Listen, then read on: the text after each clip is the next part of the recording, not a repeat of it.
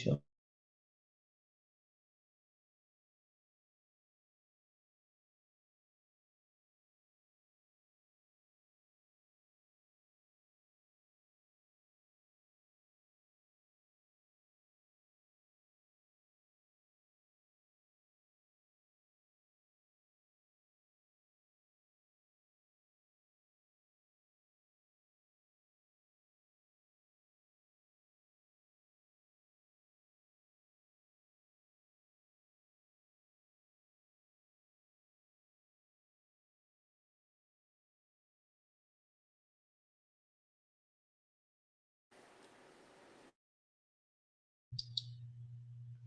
All right. So hello everybody. I'm double duty today. And I think on my TikTok it's got another title, but that's not the title, y'all. So be patient with me because they got a new way of live streaming on TikTok. But anyway, welcome to a Woman's Heart, where we uplift, motivate, encourage, and empower women.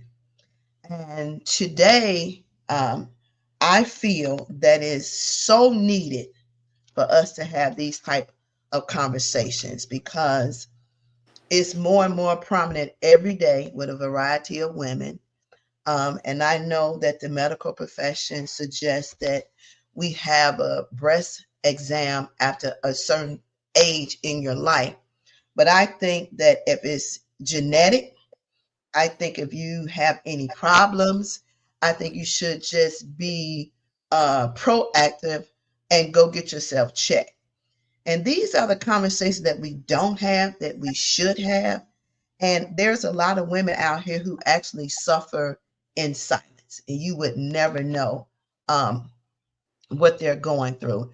And it's important to have these conversations. So we're having this conversation today with my lovely sister, who is in fact a breast cancer survivor. And I want her to walk us through her journey and tell us, how we got to this point. I know in our family history, there is a history of cancer. Like mama died from pancreatic cancer. Her sister died from ovarian cancer. Her brothers died from prostate cancer. And it's important, y'all, to know your family history, whether you want to or not. Is very important to understand the dynamics of your family. So let me be clear. It's not just only important for you to know your mother and father, but there is a DNA history that goes along with your life, right? So we think it's just our mother, our father, but no, it's your grandmother, your grandfather, your aunties, your uncles, your cousins, your nieces, and your nephews that could carry a gene that you are totally unaware of. And on our side of the family, um, diabetes, high blood pressure, cancer, and on my mom's dad's side is heart attacks. These are the conversations that we need to have. We can no longer shove these type of topics up under the rug because it's very much so needed. So right now, my sister trying to eat so she can get her sugar levels up, and I'm allowing her to eat a little bit and talk because she is a diabetic as well as a breast cancer survivor. So her levels have dropped. And so right now she is eating her little snack to make those levels rise up. So what I want everybody to do, I want everybody to share this live. I want you to follow. I want you to subscribe. But ladies, make sure you go to my sister's channel, Sweet Nettie 23, YouTube, and subscribe. She has a couple of videos up already, and she's going to share her journey. It's so important for us to talk about these things, right? We just can't walk. We need to talk it. We need to learn how to share. You never know the information that's going to be beneficial to help somebody else. And it's very much so needed in this day and time. There is no age limit. If it's genetically in your family, we need to be aware, and you need to take precautions to make sure you stay on task, as my niece Tamika would say, stay on task and do your due diligence and check. So if you have any questions during this live stream, make sure you post them in the comment section. No question is a dumb question. If you don't know, you don't know. But Right. the one thing I want to reiterate, a support system, a Mm-hmm. strong support system is very important. So I'm going to let my sister introduce herself, and Mm-hmm. we're going to start this conversation with her journey. Hey, everybody. I'm Nanette Washington. As my lovely older sister said, I'm Nanette. Everybody calls me Nettie. Um, my breast cancer journey started in 2023 of June. In May, I found in my right breast what I would say I call like little hard stones, hard little pebbles. Um, it was a little painful for me. Now, the funny thing about that is when you're diagnosed with breast cancer, usually you have no pain, but I did. So if you have pain over there, I always say if you got a lump, a mass, a bump, or whatever, if it's in your breast, even if it's up under your right armpit, go get it checked out because you just never know. And so I had a coworker who had breast cancer, and I was like, "Well, what you think?" She was like, "Oh, go get it checked out just to be sure." And sure enough, once you get it checked out, they're going to send you for a mammogram, more than likely ultrasound, because sometimes ultrasound won't catch it. I mean, I'm sorry, sometimes a mammogram won't catch it. That's why they send you for the ultrasound. Usually that's done at the same time. You'll have the mammogram first, and then they'll come get you for the ultrasound. And so they're like, yeah, we see something, but we can't definitively say that it's cancer. Sometimes they can, a lot of times they can't. So when they can't, they send you for what they call an ultrasound guided biopsy. That'll be a few weeks. You get scheduled for it.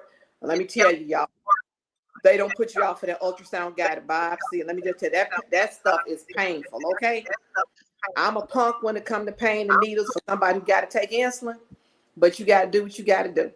Now they go numb the area when they take the biopsy because it's almost like I said, it's like a pen. It's kind of noisy when they take out the pieces of tissue. If they think as they're doing the ultrasound, they pressing real hard on that area, so you expect to be in pain afterward because it's gonna be aggravated. It's a long process. It probably took me over 2 hours for mine.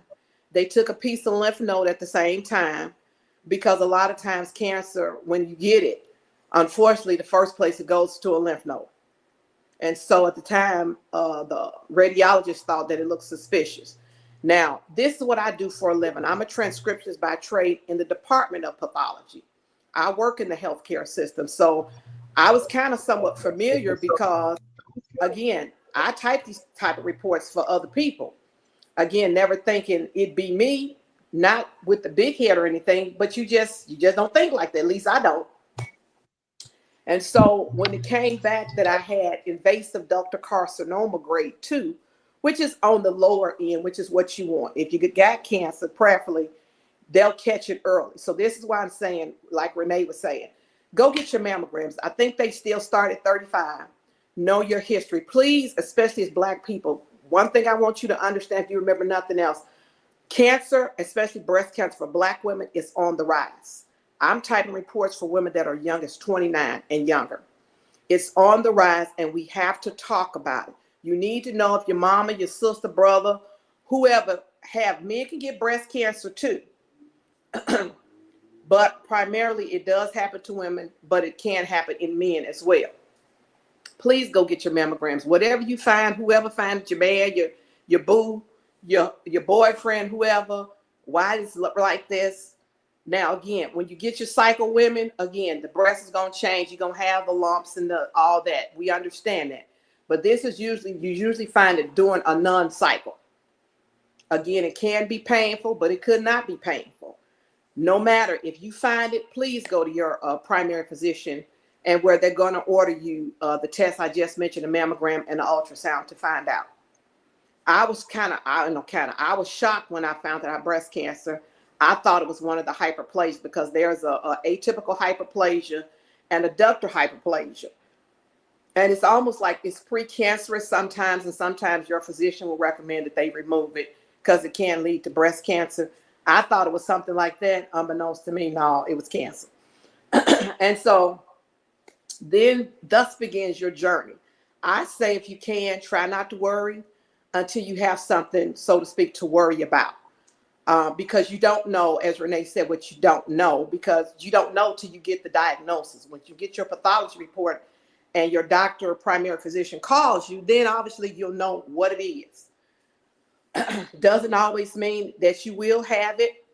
But again, it's best to get it checked out. What you don't want is you got it and you don't know you got it. Now you got one of them higher stages, 3 or 4. It can also run in the bloodline.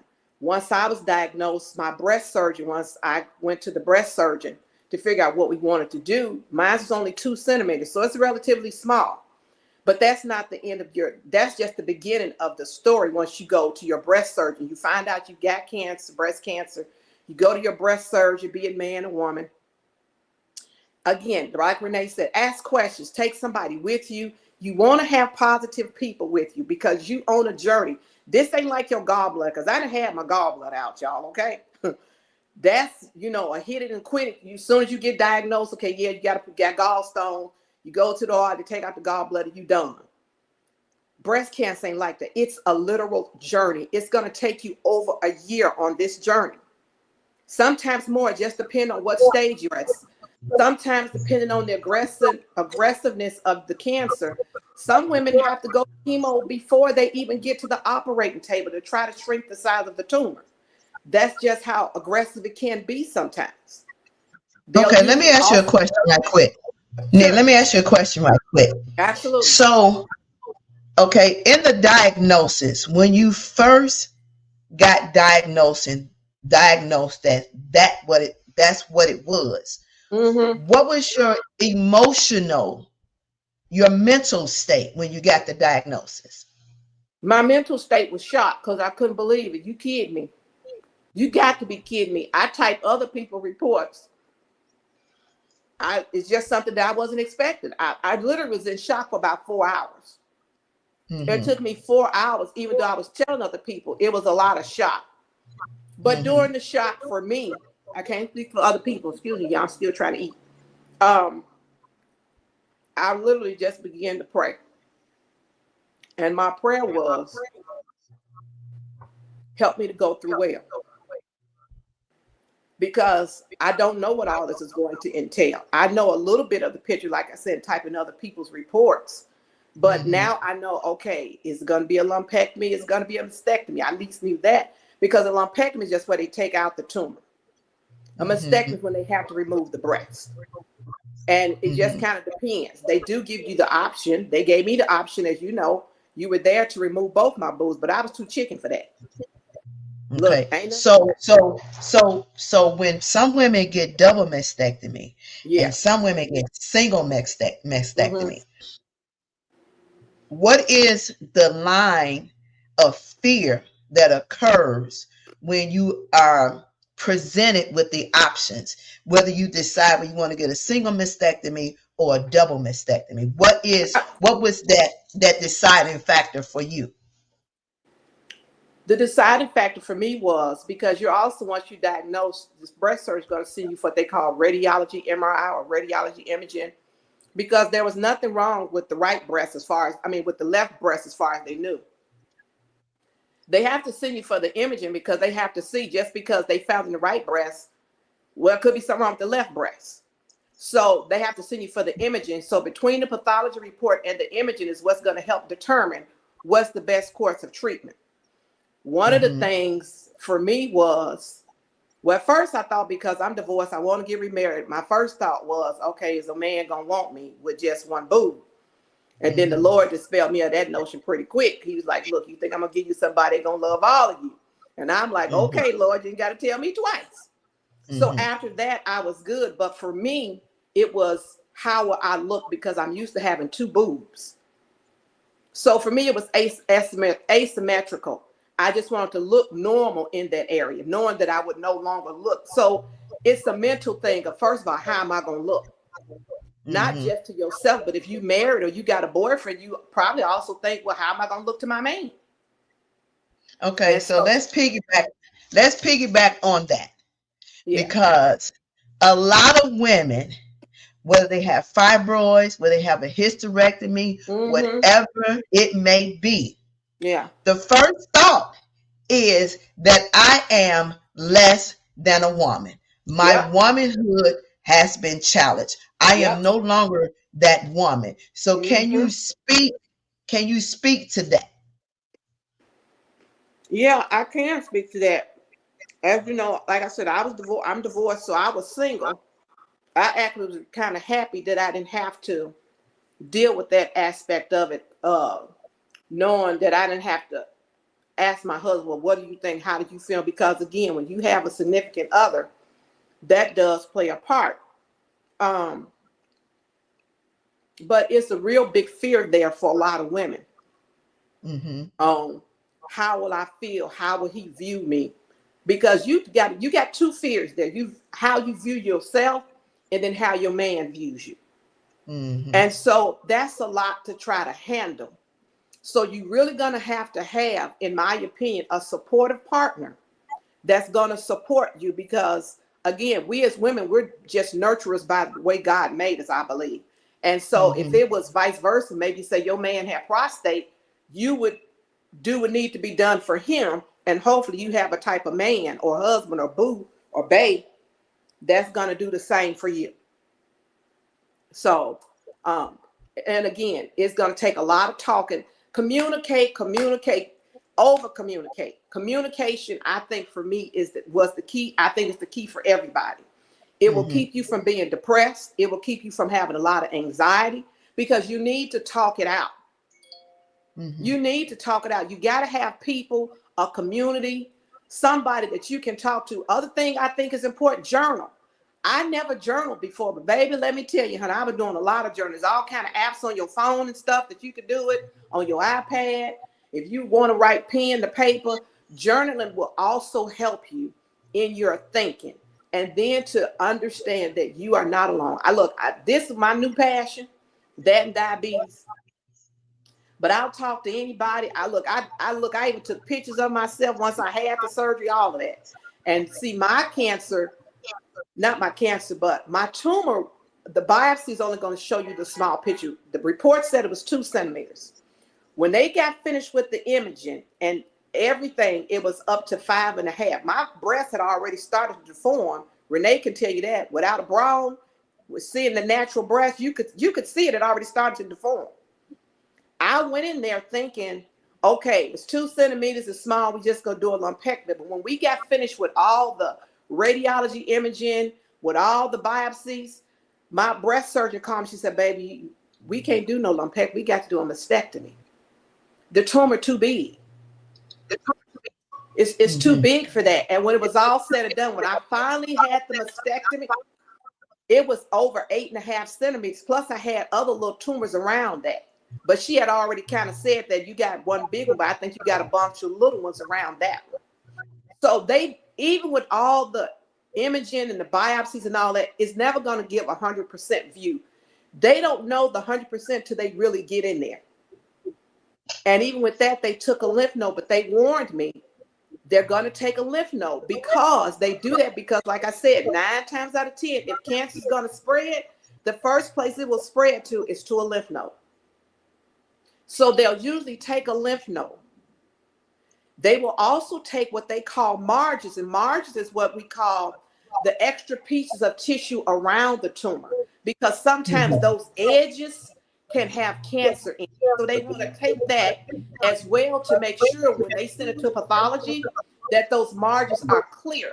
Because if they're not and they come back positive, a lot of times you'll wind up having to come back for another surgery because they don't keep you 2 and 3 days in the hospital like years ago or a week after you have a mastectomy. You in there overnight, unless you got complications, you're in there overnight. They sending you home the next day. So that's part of, like I said, it's a journey. You're gonna have a breast surgeon, you'll have a medical oncologist, you'll have a radiation oncologist. Like I said, you got the breast surgeon, you got pathology that's involved. All of these people, and you will be going back and forth to the doctor because it's going to take you a lot of weeks to heal up after they do the mastectomy. And then there's two types of mastectomies.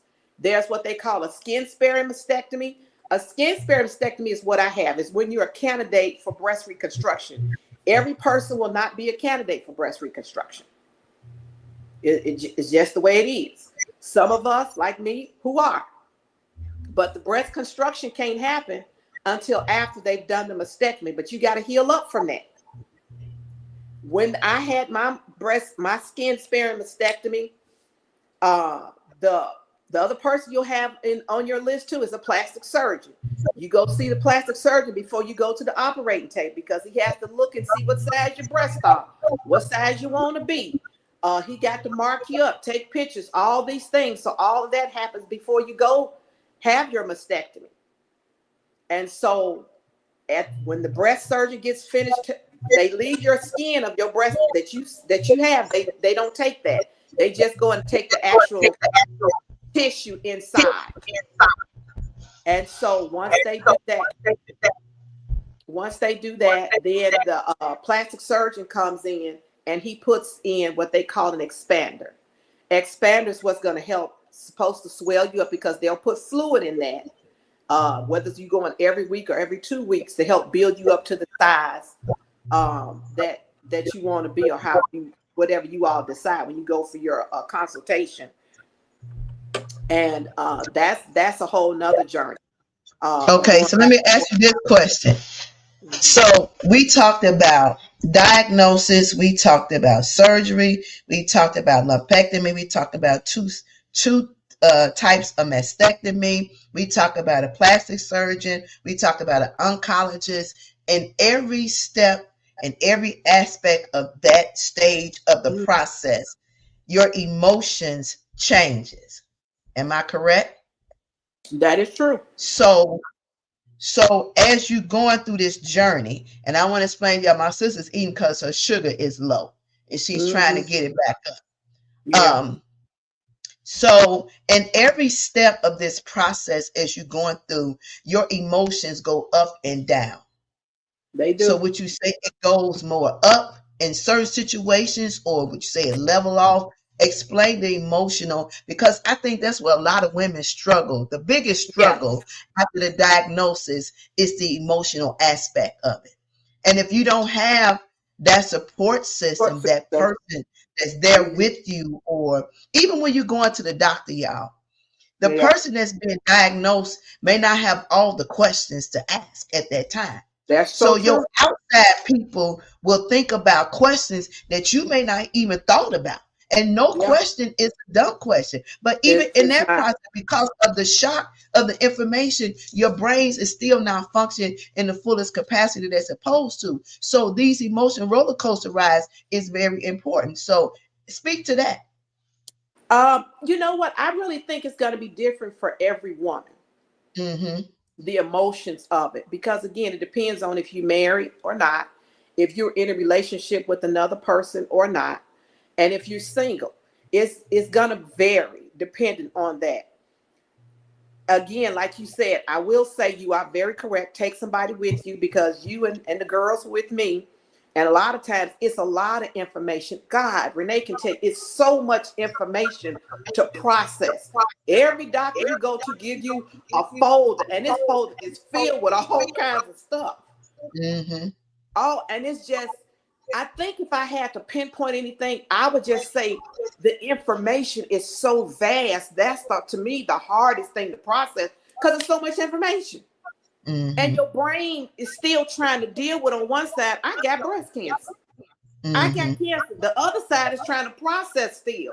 And so I think that's the hardest thing, is the information and the process, because every time you go to the doctor and see another person that you need to see, it's more information to process. And I know what I thought a lot was, Lord, this a lot of. It's a whole lot of. How am I supposed to get through all this information?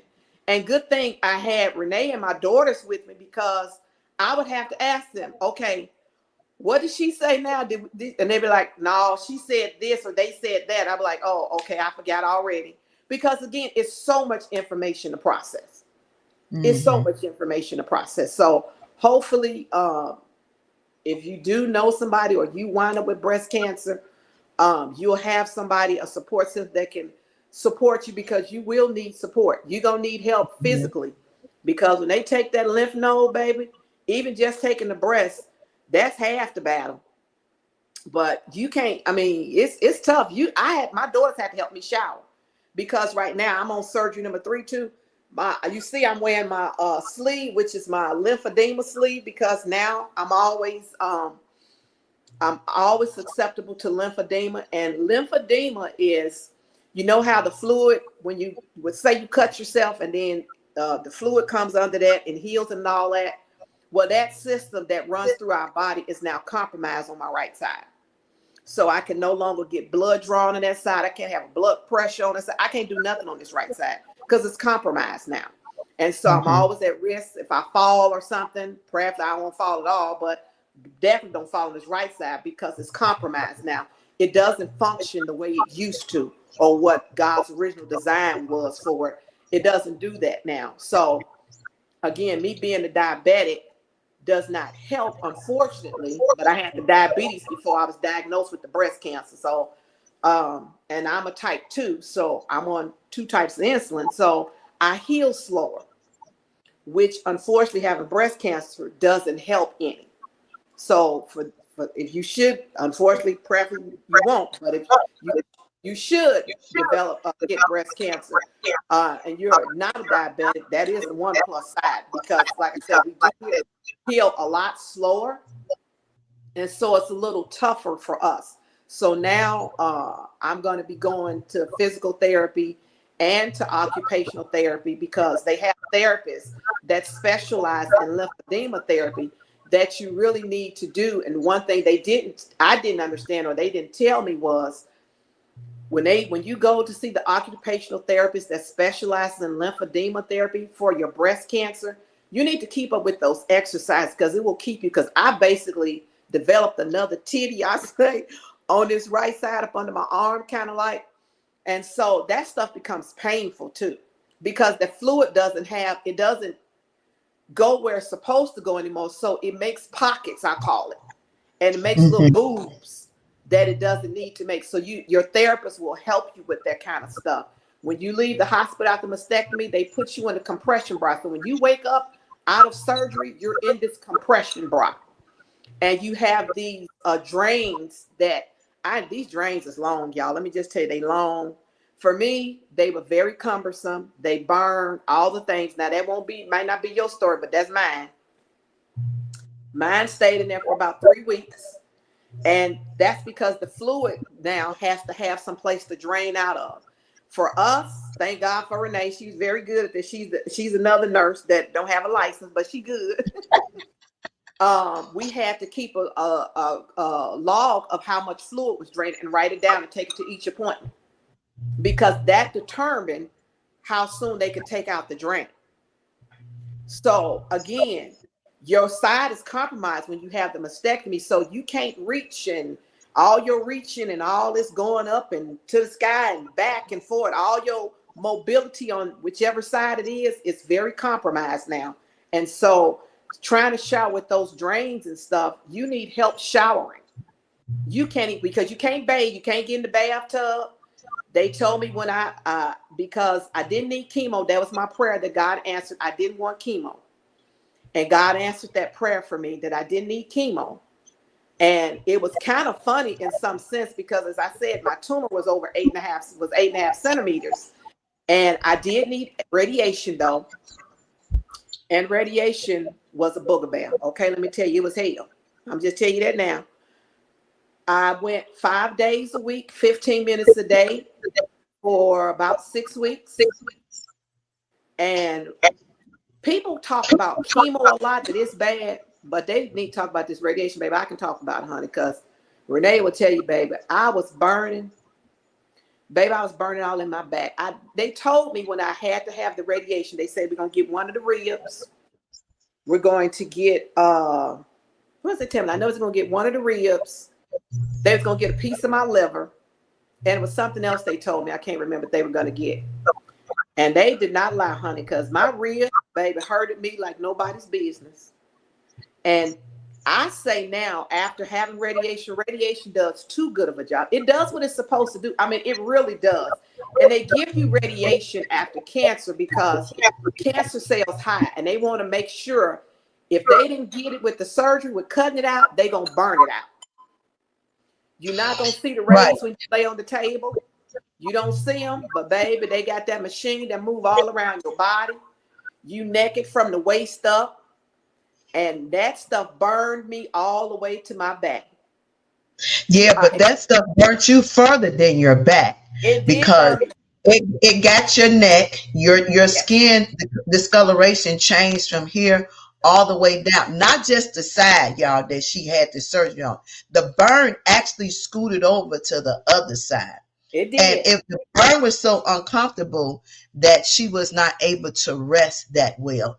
And so what we did was, I'm a health fanatic, right? Yeah, I'm gonna look up some things that's very healthy that's gonna help. And so what I did was when where I was working at, my previous boss brought me two aloe vera plants. And I cut them plants open and I scraped that stuff out of there and I whipped it up and put it in the refrigerator. And the coolness the from coolness. Yes, the aloe vera plant calmed the burn. You understand what I'm saying? yeah, So we have to figure out, and every woman's body is it's different, different. Yeah, but you have to figure out your mental. I say this all the time: your mental and your emotions got to be intact in order for your physical to work yeah, together for yeah, healing. Because if your mental and your emotion is off, if one of those is off, that yeah, physical is not going to work right. yeah. It's I not going would to work agree. right. It's I not going agree. to work right. But I want to speak to something else. What we need to touch on too. So since my sister had the single mastectomy, and I want her to speak to this, what she didn't realize in the journey that missing that breast caused her back problems. So speak to that. Uh, yeah. What do you mean by cause me back problems? Because I mean, So the unbalance of not having, the two breasts, remember?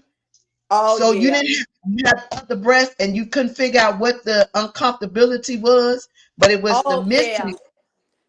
yeah. I didn't realize that me not having my normal breast size. Because at the time I was a 40 double D, y'all, and I had to get myself used to. Because I'll tell you too, I had to get myself used to that because when my daughters would help me shower, I didn't like looking at myself in the mirror. It took me time to get used to that, of looking at myself in the mirror, and I had to tell myself, I don't even know why I want to cry right now, um that I was still beautiful, that I was still cute, that I was still sexy. And I had to keep telling myself that till I believed it. Because again, it's about, I don't look like I used to look. But my back was starting to bother me so bad. And I thought, because I had a spinal fusion in 2011. No, I'm sorry, 2009. And so I thought maybe, my back that was the issue and the problem. And I don't know, was I talking to somebody or whatever it was? And they was like, well, maybe it's because you don't have the boob. And that's what it was. I found out because my body was out of balance, y'all. I no longer had the boob that I had. And when I got my bra, the fake, the prosthetic bra, whatever you want to call it, they give you like the fake boob. My back stopped hurting, y'all. I couldn't believe it. That's what it was. I went to, it's a place, I live in Illinois. So it's a place called Naturally Yours that they had me, you have to have an appointment for it. And they do nothing but people who have had women who have breast cancer, got all kind of bras and stuff like that. I went there and I was telling her about it. And Laura was like, well, why don't you just talk to this lady about it? I'm like, for real? I'm like, okay. I'm like, well, what you think my back be hurting? She's like, probably because you out of balance. That's how I realized when the girl lady told me, that's how I figured I was out of balance. And that was what, almost a year later. Yeah. So I had been going through that back problem for, I don't know, for months, and couldn't figure out what the problem was. But it's because I no longer had my boob that had grown into, you could say, being a full grown woman. I was out of balance with that. And so when I got the prosthetic bra, my back immediately stopped hurting. Mm. Yeah. Ain't So that amazing? it's amazing because I never would have thought about that. I never would have thought about that at all. Never crossed Mm. my mind at all that I could be out of balance. But yeah, I was out of balance. So Yeah. again, don't be ashamed if you need a prosthetic bra. There are places out there you need to be fitted for it, because everybody's bodies, we all different sizes and different things. And I actually wind up having a breast reduction on the left side. And at first I was kind of pissed off about it, but I'm like, you know what? It is what it is. Again, whoever choose me, he got to love me. This is what it is. I ain't part of the itty bitty tit. Well, they not small, but hey, it is what it is. So But you want somebody to accept you for who you are. You never yeah, want somebody to accept you for yeah, what you are not or what yeah, you're missing. And here is my thing. I want to say this to any ladies that's out there that's questioning themselves. Let me tell you, when somebody love you, they're gonna love you. You yeah. understand? That's Whether you true. have breasts or not, they're Yeah, going to yeah, love you. But yeah, then at the same time, you have to learn how to love yourself and yeah. not beat yourself up because of the conditions or the things that you're presented with, right? Right, right. And Exactly. sometimes going through somebody like my sister going through her journey is her journey, but her journey is going to be a blessing to somebody else. You Yeah, understand what I'm saying? absolutely. So Absolutely. God knows who's the vessels to use for the journeys that need to be on the journey. Everybody can't handle this journey. Yeah, Let's be understandable. Everybody can't handle it. But God knows who can handle the journey. So whatever you go through, whatever you're dealing with, guess what? God already knew you can deal with it. And you got to understand you are not alone. He left you here for a purpose. And that's yeah. to tell them all the time. Tell your story. Tell your Tell it. story. Tell your story. Absolutely. You don't know who is going to help. Somebody right now is sitting at home with this very information and Yeah. they're contemplating will their life begin or will it end? Yep. And I'm telling you, it's still beginning. It's still a journey forward. It's not a journey backward. It's just something that you got to tunnel through right now. He won't Yeah. put no more on you than you're able to bear. You That's so understand what I'm saying? Never. that, that's so true. Like you said, the thing I would say to add to that is please don't count yourself out. Please don't count yourself out. Don't count yourself out. No matter if it's aggressive or not. Don't count because even if it's aggressive, don't mean you gone today or tomorrow. Don't. Right. It's just your journey is just different. That's all. Your journey is just different. It's okay. It's okay. But follow your doctor's instructions. Another thing I want to tell you also, if you need a second opinion once you've been diagnosed, go get one. We're all entitled to a second opinion. You don't believe what they telling you, or you don't like the doctor, you ain't getting the right vibe you need to get. I'm real big proponent on baby. Go get you a second opinion, a third one if you need it. But you're entitled to a second opinion to figure out, okay, well, they say this, they say that. Every doctor is different. I don't like no doctors who try to rush you, baby. I'm gonna need you to answer my questions. And Mm-hmm. if I don't like the vibe you give me, you act like I'm wasting your time, like I'm being too much or I'm extra. I'm finna extra Mm-hmm. you right on out this picture and find me Mm-hmm. somebody who I feel Exactly. comfortable with. Because again, nobody knows your body better than you. I don't care who the doctor is, what field they in. Nobody knows your body better than you. They ain't in your body. You are. So Exactly. don't let nobody trick you into thinking, well, you can't go get no second opinion. Yes, you can. You're entitled to it. You again, if you need a second opinion, let me tell you what you do. You go, you call the pathology department at the hospital, and you ask for the pathology department. You give them your name, your birthday, all the stuff they need. Tell them you want your pathology report. Then you transfer you to radiology. You talk to radiology, tell them you need your imaging. They're gonna put it on the disc for you. It's gonna come on a round CD. You pick all that stuff up, you sign for it, and then you take it to your second opinion because they're gonna need that to see what they saw. And then you go from there. Then you have a choice to make. Do I want to go where I was at, or do I want to go with this second opinion people? Again, it's all about choices.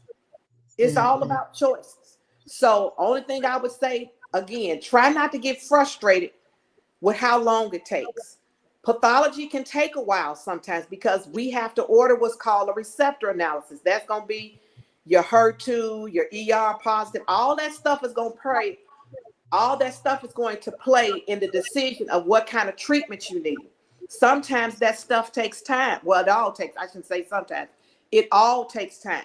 Sometimes, depending on what your facility is and where their lab is, sometimes it can take 48 hours, sometimes it can take up to a week. It just kind of depends. Try not to get frustrated because, again, you're not the only person that's got breast cancer. There's a whole bunch of other people out here got it too. So they try to do the same thing you do.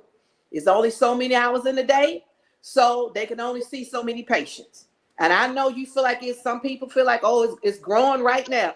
And it might be. But again, it's all going to be a process. You ain't going to be able to get it no sooner than I was. And I work at the hospital. Let me tell you how serious it was for me once I was diagnosed. Our MRI machine for the radiology imaging was broken at the facility I work at. It was broken. It was broken at that facility, actually at 2 or 3 of the facilities. Everybody's machine was down. Now, I need this imaging. I need it bad. Because we trying to figure out, we know what's wrong with the right, if anything wrong with the left. Everybody's machine was broken. I'm trying to call, and I work at the place thinking I got to enroll. Couldn't get nothing done. Finally kept calling back to the breast surgeon office. I think it took me about 2 weeks before I got my radiology imaging. And I work in the healthcare field. So if it happened to me, all I'm saying is just be prepared. It might happen to you. It's going to take patience. It's going to take some prayer. Again, they will try to do their very best to get you in as quick as possible. And I would imagine, depending on if it's really aggressive, they may move heaven and earth to try to get you in. But I had a few little inroads because I work in the healthcare system. But on that particular one, when the machine is broke, the machine is broke. But like I said, I finally got it done. And again, even with that MRI imaging, my breast surgeon wanted it with contrast and without contrast. So basically, you're going to get an IV. They put you on this table. They don't start it with contrast first. They do it without. That's the solution they put in the IV. They put you on this table and put you face down with your boobs hanging in these 2 holes. So one going to one right breast going one hole, the left breast going the other hole, while they take these images. Ain't nobody in the room but you, because it's radiology. So you got all that radiation and stuff. And so they in behind the booth doing what they need to do, but they can talk to you and you can talk to them or whatever. Then they come out once they get finished doing all that and they fill your IV up with the contrast. Now they got to take a whole bunch of other pictures. When I tell y'all this is a process, it's a process. I had 2 biopsies. I had my ultrasound guided biopsy, then my breast surgeon, she wrote an MRI biopsy. When I tell you, I'm like, really? What's the difference? You know what? That's a good question. MRI guided, I think, is they're trying to pinpoint to see more of if there's more cancer in any other spots. Mm-hmm. Whereas the ultrasound, they only pinpointed one spot. Okay. And so the MRI can help them guide and see if there's more in there. And so when you get this stuff, these biopsies, they put in these magnetic clips. So when they're doing the surgery, it'll help them pinpoint, okay, well, the cancer's over here. And it will help them guide the areas that they need to resect out. They do that even when you have to have a lumpectomy. So, and then depending on if you whoever in the family, now that you've had it, if it doesn't run in the family, now if you've got daughters, other people in the family, now they're at risk now too. So they need to be tested to see if they carry the gene, because I had to be tested to see if I carry the gene. And that is what call you genetic testing, right? That's genetic testing, right? If you carry the gene, you're going to have to go through a lot more, because they usually recommend, if you carry the gene, they usually recommend after you have your breast surgery, you're usually going to have to get your ovaries and your uterus, your fallopian tubes, all that removed, because if the cancer comes back after lymph nodes, that's the next place it goes when you carry the gene. So thank God. So uterus, if you come back and it's it come back positive, the uterus, it goes where now? To the uterus, the fallopian tubes, and the ovaries. Oh, that's the next. I had a girlfriend of mine. She was my hairdresser. She was only 37 when she passed away, Tasha Cole, and she carried the gene. She was diagnosed with breast cancer. She had the double mastectomy. But when they found that she carried the gene, they told they need to remove her ovaries and all her luggage.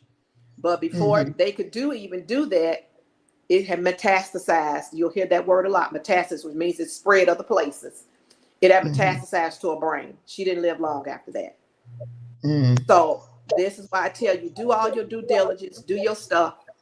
do what you need to do. It might come to a point where you might have to have chemo and radiation. Some women I saw in radiation, they didn't have no hair because they had already done chemo. Most of the time now, I'm understanding if you have to have chemo, they're putting in a port.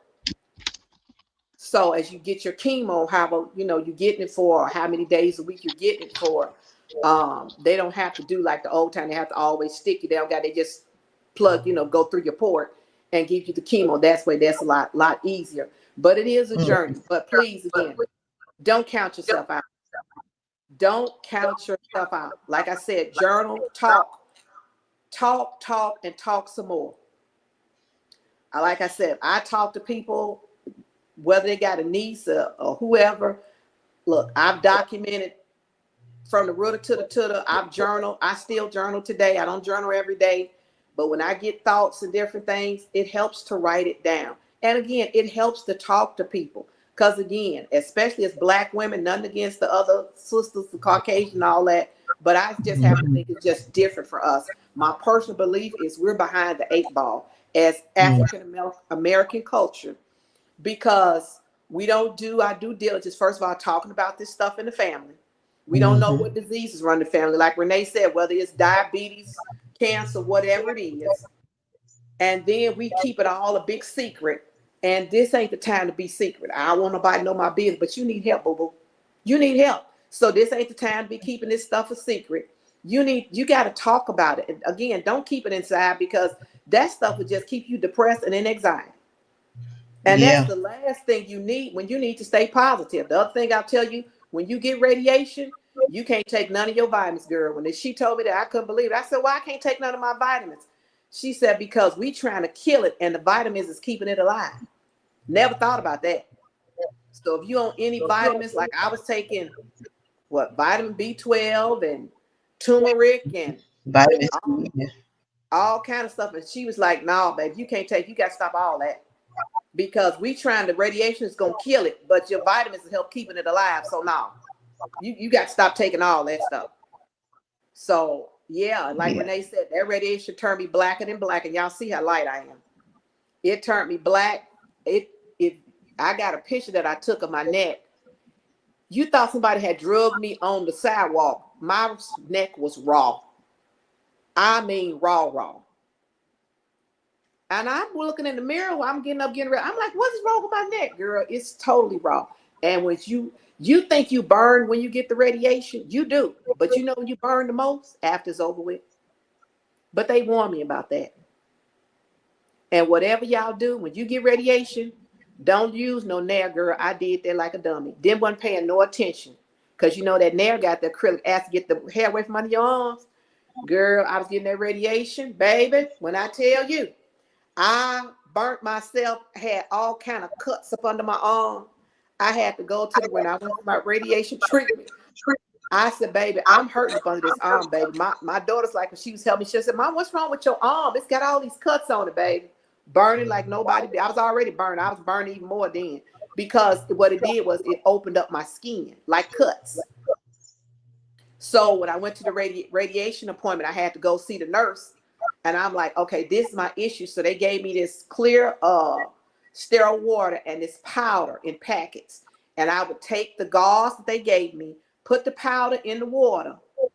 You don't have to use the whole pack because the packets are kind of big. And you take the gauze and you soak it. And I would have to put it up under my arm. And when it would dry out, or I would soak it some more. And I would do that for at least an hour every evening when I got home. Because, baby, when I tell you, I was burning like nope. And it took weeks and weeks for that stuff to heal up.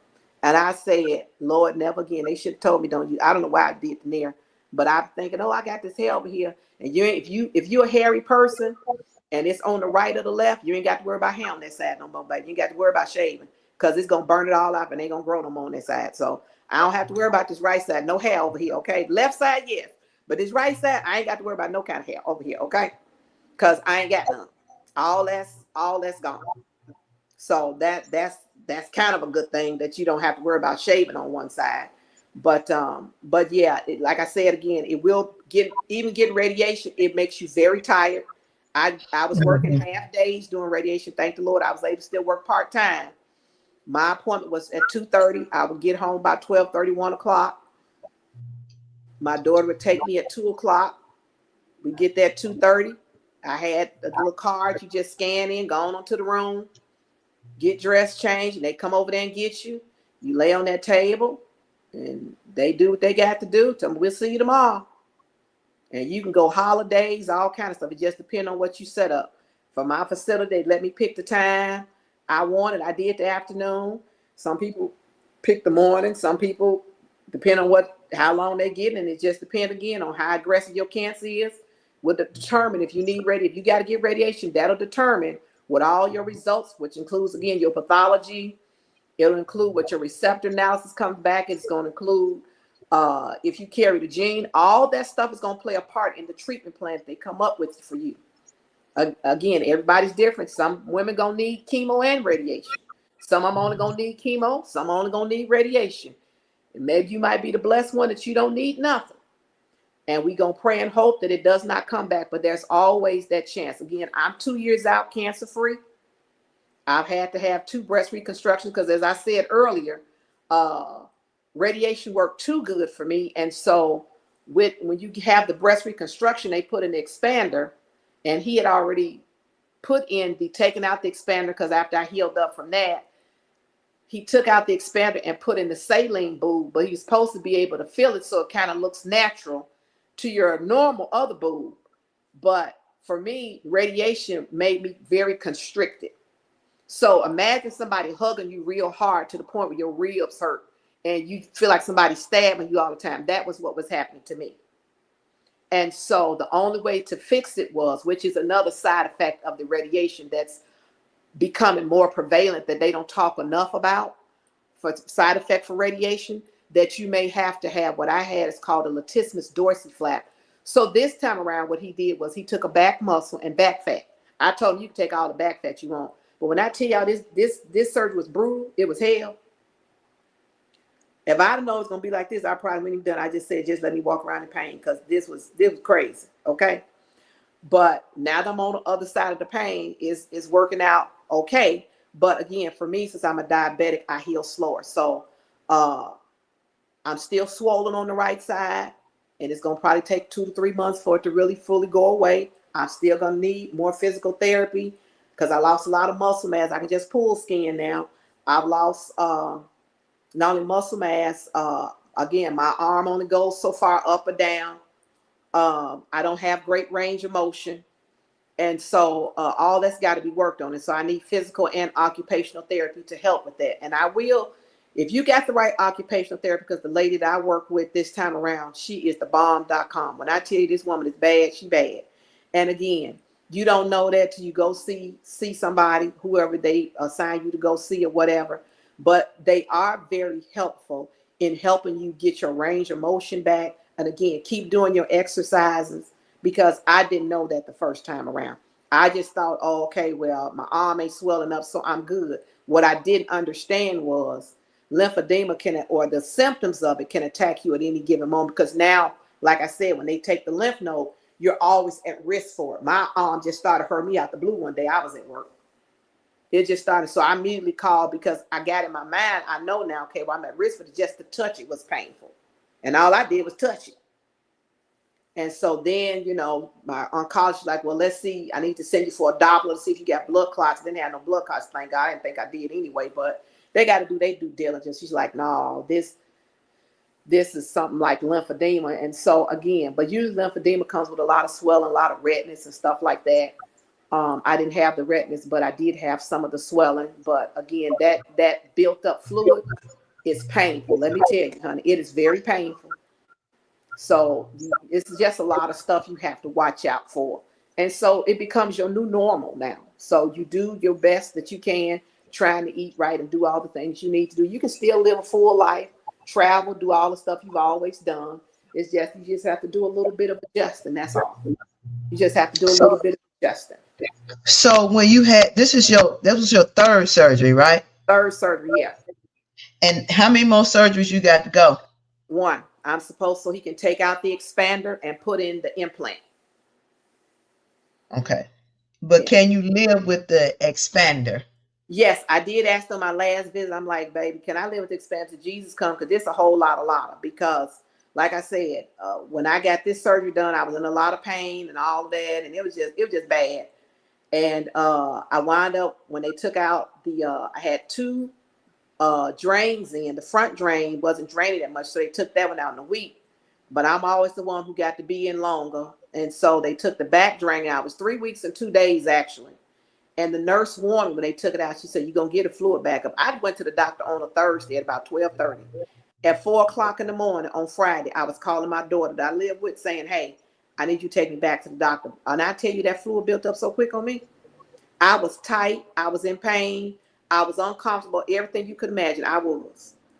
And she took me back that morning. I called. She said, "Come on in." They pulled 100 milliliters of fluid off of me. And I had to go, that was Friday. I had to go back Monday to get more fluid pulled off of. And them sticks, y'all, that's the other thing I can tell you. On the inside where they cut me at, right in here, is dead. But everything around the bed is very much alive. I feel all the sticks in the post. And I already told you, I hate being stuck. That it hurt, okay? That stuff is painful. And so I learned the hard way. When you go get your sticks, baby, take your pain medicine with you, because I was popping Tylenol with codeine when I tell you, when I got finished, because sister was in pain. But Yeah, but speak to, when you was in the hospital, because I want people to understand yeah, that when you're a diabetic yeah, and you have surgery, that the trauma to your body yeah. elevates your sugar really high. Oh, oh And yeah. so when my sister had her surgery, her sugar got up to 270, 233. 233. It was really high, It which was really is what's the danger zone? 250, right? 250. 250 is the danger zone. Yeah. So if y'all have loved ones that's in the hospital Mm-hmm. and they have diabetes or even Yeah. high blood pressure, Yeah. y'all need to make sure that you stay on top Yeah. of things, because they wasn't giving her adequate amount of insulin in the hospital. And I'm Yeah. gonna tell you this and be honest, we will act a fool in the hospital. We will. We will. Because if I'm I just could gonna, have, if I could have really asked the food, I probably would have. Because first of all, my plastic surgeon was great, but he had other surgeries and stuff. And they have now in the hospital what they call hospitalists, who are supposed to help the surgeon manage you. I didn't have a good hospitalist. He sucked eggs. Let me just tell you that. And again, when you're diabetic, part of the process is when your body is in pain, it makes your sugar go high. Well, they were mhm. only giving me 2 units of insulin. 2 units of insulin ain't gonna do nothing when your blood sugar is 200, baby. You gotta do a little more than that, a lot more than that. And so they weren't giving me enough pain medicine to keep my pain low.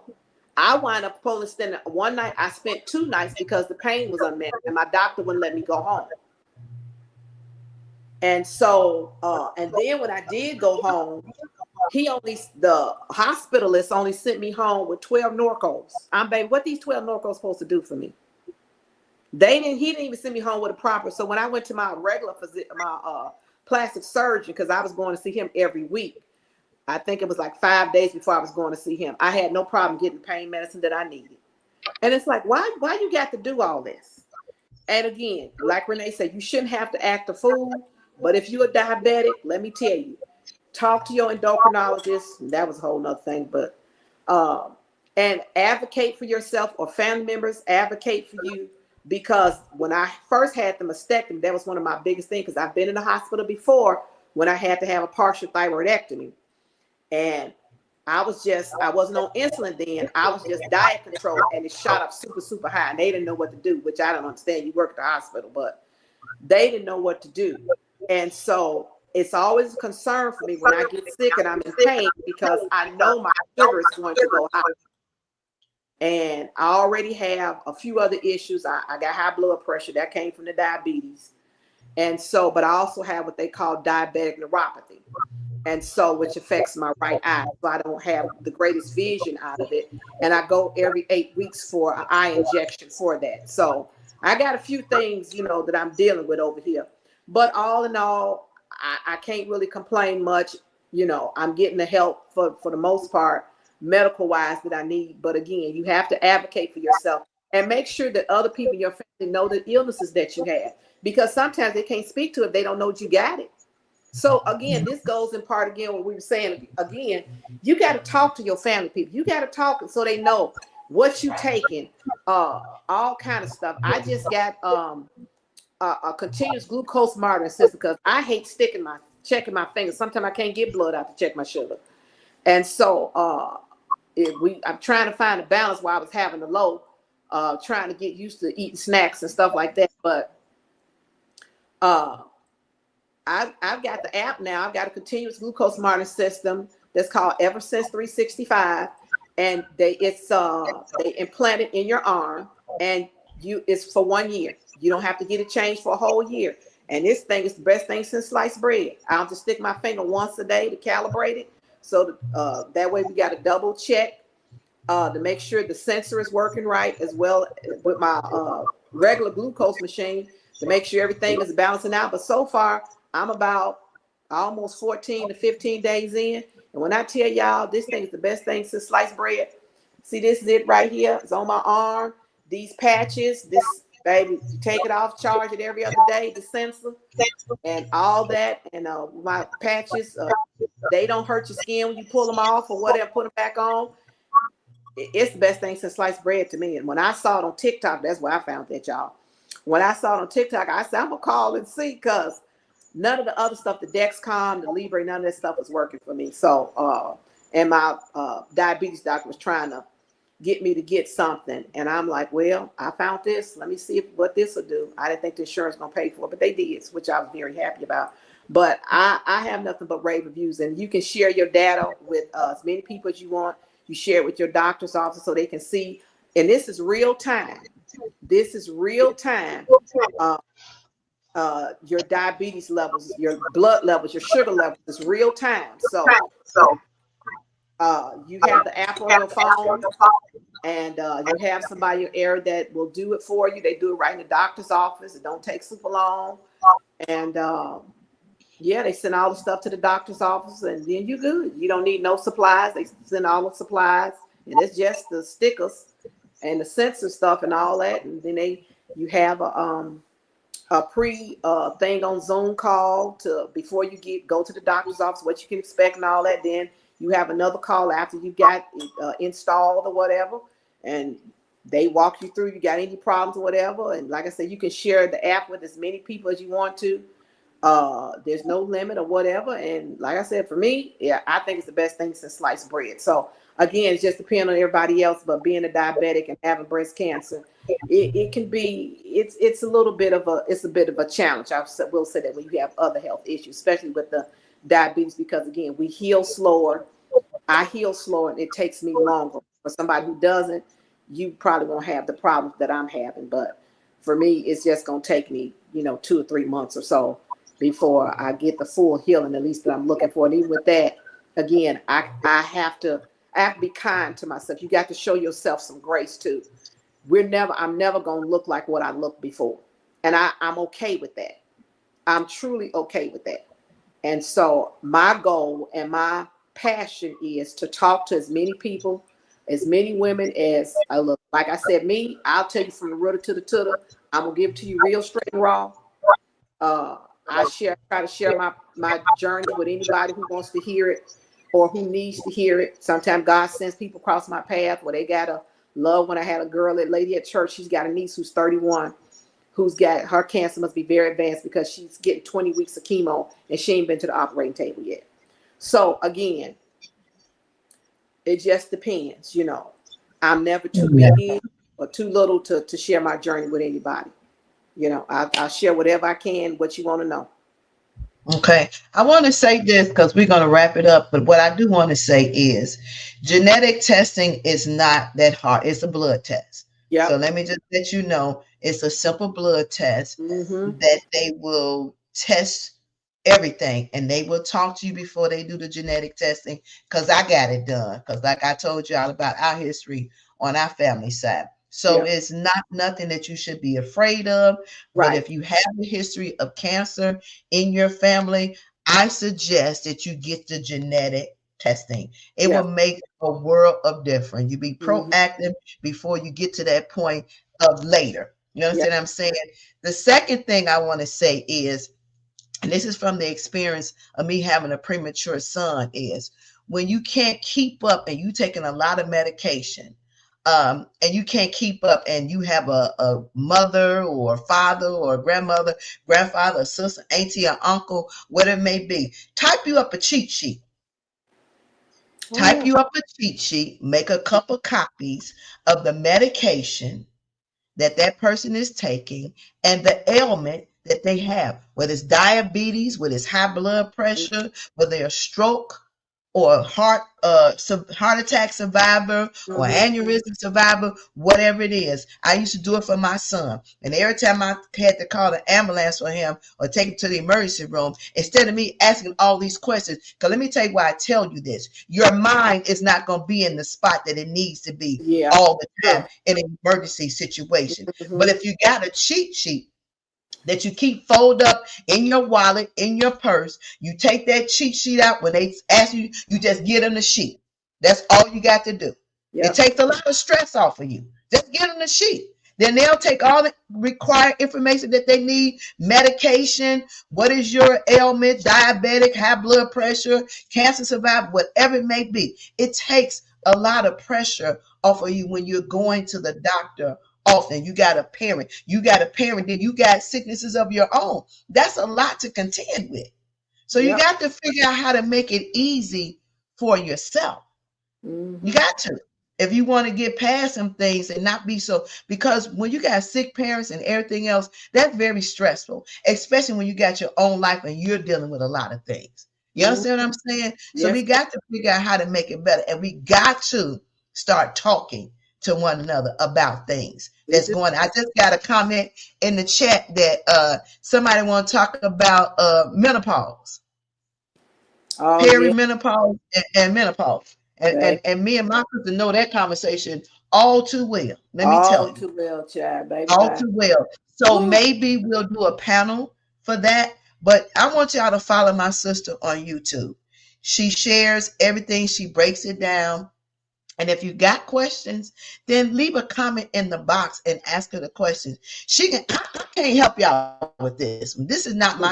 It ain't my journey. Right. But she Yeah. can help you. So everybody got a journey, everybody got a walk. But we got to come together with this thing and be supportive. And we can't keep hiding and shoving things up under the bed to the back of the closet. Your journey is your journey. It ain't nobody else's journey but yours. And it's Yep. not the journey, it is how you walk it. So if you had something inspiring to say as we get ready to wrap this up, what would be something that would be motivational to a woman who was just recently diagnosed or already been diagnosed? You are not alone. I know you in the club that nobody wants to be in right now, but you are not alone. You got a lot of sisters out here. A lot of sisters. You are not alone. You still cute, girl. You still sexy. You still got it going on. Still got it going on. But again, you are not alone. You are not alone. And what is the one thing that keeps you grounded? Uh, I would say helping people in prayer. Helping people. I love to help. If I can help, if I can just help one person, I'm good with that. But I have a real passion in my soul to help. I really do, especially for our culture, because again, we always behind the eight ball. Hmm. The African American or Black community is always behind the eight ball, and I really have a passion to help our culture. Okay. All right, y'all. So it was a nice conversation. And I Yep. hope in this conversation that you were enlightened. I hope that you was uplifted. I Yeah. hope it created a thought process. And I hope it gave you motivation and inspiration to do what's best for you Yep. at the time you need to get done. I saw the other day that nephew Tommy rung the bell too. Yes. Yes. He's what, 3 or 4 years because he had thyroid cancer. So Hmm. he's cancer free. So he was running a marathon. Yeah. Yeah. See that? Yeah. Hmm. You never know. It don't have no restriction on your financial status. Exactly. It does not. It does It not. does Everybody's susceptible to something. So exactly. But it's yeah. how you deal with it, y'all. How It's you deal? Absolutely. how you deal with it. And make sure you have that support system Yeah, because absolutely. when I tell you that support system Will is help. so important. And check into your records because I know, we don't look at a lot of things. Ask questions, even when they're admitting your loved ones into the hospital. Yep. Ask all the questions you need to ask. Get the hospital floor number, whatever phone numbers you need to have to check. Because I know when my sister had her first surgery, Mm-hmm. we was looking for her, and Oh they yeah. couldn't seem to find her, and Yeah. that was a real problem. You understand what Yeah. I'm saying? Yeah. So stay connected, stay in touch, Yeah. and stay aware. That's Yeah. that's that's all I'm going to say, y'all. And I want to tell my sister thank you Thank you, for girl. I uh, appreciate you. Love you so sharing. much for having me on. I appreciate it, girl. Trying to get the word out. I appreciate you. Thank you so much. Yeah, sharing that journey, and we need to. And y'all, if you feel like we need to have another conversation, just inbox me on TikTok or Facebook or YouTube or Instagram or Threads or X, whatever platform To a Woman's Heart is on. Just send me a message and let me know how you felt about this conversation, and if you would like another conversation like this. But I'm gonna work on the perimenopause and the menopause. I'm gonna try to gather up a group of women who's willing to have that conversation in different Yeah. age ranges because it affects everybody differently. But Amen. I want to say I thank y'all. I Thank thank y'all. Love you, sis. Love you too, Um, girl.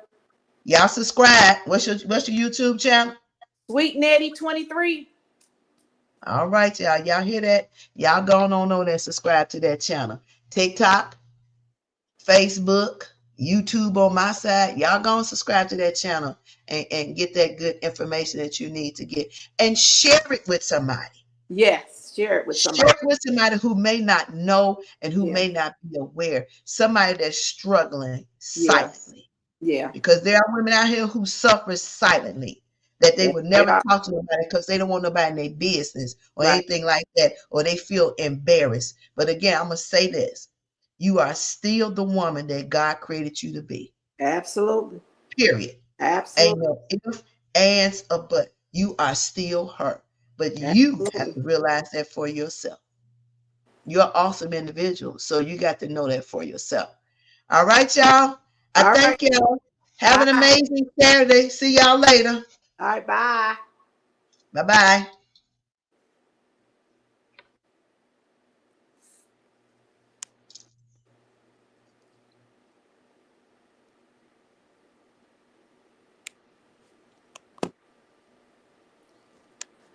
Okay.